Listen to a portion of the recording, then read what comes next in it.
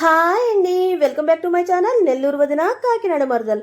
ఈ రోజు అయితే నేను మీకు ఒక హెల్దీ రెసిపీతో మీ ముందుకు వచ్చేసానండి. అదే బొబ్బర్ల పునుగులండి. పేరు వినడానికే కొత్తగా ఉంది కదా, సో టేస్ట్ కూడా సూపర్గా ఉంటుందండి. సో దానికోసం ఏంటంటే మనం ముందుగా ఒక 2 గ్లాసులు బొబ్బర్లు అయితే తీసుకోవాలి. ఒక హాఫ్ గ్లాస్ అలాగా పెసలు అయితే తీసుకోవాలండి.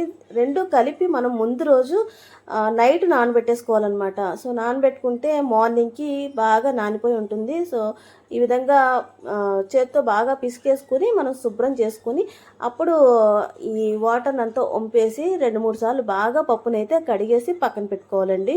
సో ఇదేంటంటే హెల్త్కి చాలా మంచిది. నార్మల్గా మనం కానివ్వండి, అలాగే మన పిల్లలు కానివ్వండి, బొబ్బర్లు తినమంటే ఎవ్వరూ తినమనమాట. సో ఈ విధంగా పునుగుల రూపంలో వేసుకుంటే టేస్ట్ బాగుంటుంది. అలాగే బొబ్బర్లు మనకి తినడానికి కూడా బాగుంటుంది అనమాట. సో వద్దు అనుకుంటా ఫ్యామిలీ అంతా తింటారు. ఈ కడిగి పెట్టుకున్న పప్పు ఉంది కదండి, అది మిక్సీ జార్లో వేసుకొని అందులో ఒక 4-5 పచ్చిమిర్చి వేసుకోవాలండి. 2 ఇంచుల వరకు అల్లం వేసుకోవాలి. అలాగే ఒక టీ స్పూన్ జీలకర్ర అయితే వేసుకోవాలండి.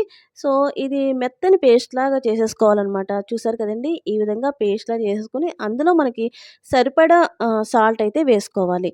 సో సాల్ట్ కూడా వేసుకుని బాగా కలిపేసుకొని అప్పుడు ఈ పునుగులకి ఈ పిండిని రెడీ చేసుకోవాలి. ఇప్పుడు స్టవ్ మీద బాణల్లో డీప్ ఫ్రైకి సరిపడా ఆయిల్ అయితే తీసుకోవాలండి. ఆయిల్ కొంచెం హీట్ అయిన తర్వాత ఈ పిండిని మనం కొంచెం కొంచెంగా చేత్తో ఇలా తీసుకుని నేను ఇప్పుడు వీడియోలో చూపిస్తున్న విధంగా ఆయిల్లో వేయాలండి. సో ఎక్కువ అయితే ఈ పునుగులు వేసుకోకూడదు అనమాట. ఎందుకంటే దగ్గరగా ఉంటే బాగా వేగవు, కొంచెం ఖాళీగా ఉంటే అవి బాగా వేగుతాయి అన్నమాట. సో ఈ విధంగా పునుగులు అయితే వేసుకొని అవి డీప్ ఫ్రై అయిన తర్వాత మనకి గోల్డెన్ బ్రౌన్ కలర్లోకి వచ్చేస్తాయి అనమాట. అప్పుడు మనకి ఆ పునుగులు వేగిపోయినట్టు లెక్కండి. చూసారు కదండి. సో ఇప్పుడు ఇవి వేగిపోయినాయి కదా, సో ఒక ప్లేట్లోకి మనం ట్రాన్స్ఫర్ చేసుకుందాము. సో ఈ విధంగా పునుగులు అయితే మిగిలిన పిండిని కూడా వేసేసుకోవాలండి. అప్పుడు మనకి బొబ్బర్ల పునుగులు అయితే రెడీ అయిపోయినట్టే. సో మీరు కూడా మీ ఇంట్లో ట్రై చేసి ఈ బొబ్బర్ల పునుగులు ఎలా వచ్చినాయో కామెంట్ సెక్షన్లో కామెంట్ చేయడం మాత్రం మర్చిపోవద్దండి. సో మీరు తప్పకుండా ట్రై చేయండి, మీ ఫ్యామిలీతో ఆహా అనిపించుకోండి.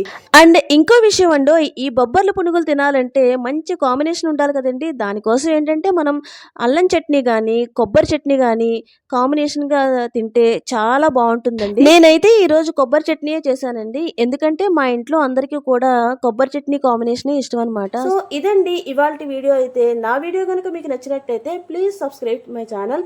అండ్ ఇలాంటి ఇంట్రెస్టింగ్ వీడియోస్ కోసం నా ఛానల్ అయితే ఎప్పుడూ ఫాలో అవుతూ ఉండండి. అండ్ మరొక ఇంట్రెస్టింగ్ వ్లాగ్తో మళ్ళీ మీ ముందుకు వస్తానండి. అంతవరకు keep watching. Thanks for watching.